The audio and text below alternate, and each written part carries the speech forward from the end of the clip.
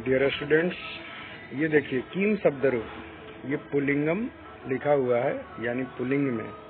तो कीम शब्द का रूप हम कैसे याद करेंगे, इसकी क्या जरूरत है? तो कीम शब्द को जो भी हम याद करते हैं रूप को, तो उसमें क्या होता है कि इसकी जरूरत पड़ती है प्रश्न बनाने के लिए। जैसे एग्जाम में आते हैं 7th क्लास में, 8th क्लास में, 9th 10th में भी आते हैं कि किसी भी वाक्य में और किसी शब्द के नीचे अंडरलाइन कर दिया जाता है और पूछा जाता है कि इससे प्रश्न क्या बनेगा। जैसे रामः गृहम गच्छति, और रामः के नीचे अंडरलाइन कर देगा और पूछेगा कि प्रश्न बनाइए। तो रामः जो शब्द है वह पुल्लिंग है और प्रथमा एक वचन में है। तो ऐसे ही किम शब्द का रूप प्रथमा एक वचन में ले जाएंगे। तो क्या लिखा हुआ है? कह।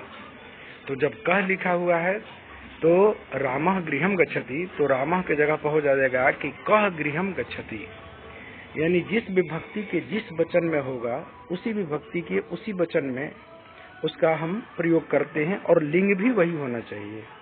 जैसे पुल्लिंग शब्द है तो पुल्लिंग में, स्त्रीलिंग है तो स्त्रीलिंग में, और नपुंसक लिंग है तो नपुंसक लिंग में। जैसे फलानी पतंती, और फलानी के नीचे अंडरलाइन कर दिया जाए कि अब इससे प्रश्न बनाओ, फलानी पतंती। तो फलानी नपुंसक लिंग का शब्द है और प्रथमा विभक्ति बहुवचन में होता है, तो किम के कानी होता है, तो उससे प्रश्न बनेगा कानी पतंती। फलानी पतंती से बनेगा प्रश्न कानी पतंती। ऐसे ही इन शब्द रूपों को याद करना पड़ता है। तो बच्चों देखो, इसमें किम शब्द रूप पुल्लिंग का है। पुल्लिंग के जितने भी शब्द होंगे वह इसी से प्रश्न निर्माण इससे किया जाता है। अब इसमें किस तरह से ध्यान देना है कि विभक्ति पहले है, विभक्ति शब्द स्त्रीलिंग है, तो इसमें प्रथमा, द्वितीया, तृतीया, चतुर्थी, पंचमी, षष्ठी, सप्तमी, ये 7 विभक्तियां होती है। इसमें संबोधन नहीं होता, इसलिए कि ये सर्वनाम पद हैं, और जो भी सर्वनाम पद होगा उसमें ये नहीं लगता। और एक वचनम, द्विवचनम और बहुवचनम। द्विवचनम में क्या है और एक वचनम में क्या है? देखिए, कह, कौ, के। प्रथमा विभक्ति के एक वचन में कह, द्विवचनम में कौ और बहुवचनम में के। ऐसे ही द्वितीय विभक्ति में कम, कौ, कान। तृतीय विभक्ति में केन काभ्याम कई। चतुर्थी विभक्ति में कस्मै काभ्याम केभ्यः। पंचमी विभक्ति में कस्मात् काभ्याम केभ्यः। षष्ठी विभक्ति में कस्य कयोः केशाम, और सप्तमी विभक्ति में है कस्मिन् कयोः केशु। तो इस तरह से जब भी आपको ऐसा लगे कि अब गृहात, जैसे गृहात फलम आनयति, घर से फल लाता है। सह बालकः गृहात फलम आनयति, वह बालक घर से फल लाता है। तो प्रश्न यही बनेगा कि वह बालक कहाँ से फल लाता है। तो गृहात की जगह पर अंडरलाइन अगर है तो उससे बन जाएगा कि कस्मात, क्योंकि नपुंसक लिंग के पंचमी विभक्ति के एक वचन में भी वही होता है जो पुल्लिंग में होता है, क्योंकि प्रथमा और द्वितीय में सिर्फ परिवर्तन होता है, बाकी तृतीया से पुल्लिंग और नपुंसक लिंग का रूप सेम चलता है।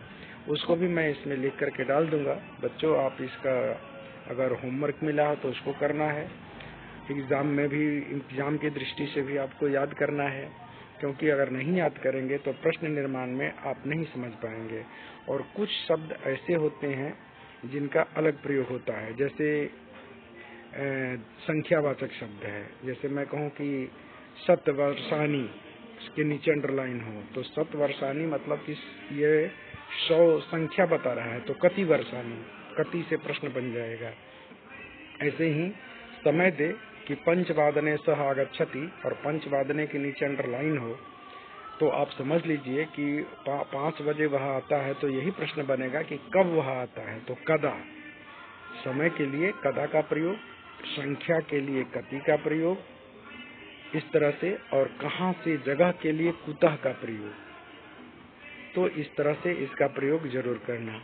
धन्यवाद बच्चों। अब इसका देखिएगा प्रयोग कैसे करना है, ये तो मैं बाद में बता दूंगा, लेकिन अभी किम शब्द रूप जो है पुल्लिंग में, आप लोग इसको कॉपी में जरूर लिखना। फिर स्त्रीलिंग में भी मैं भेजूंगा। नपुंसक लिंग तो सेम होता है, थोड़ा सा प्रथमा द्वितीया में जो चेंज होता है वो मैं कर दूंगा। धन्यवाद।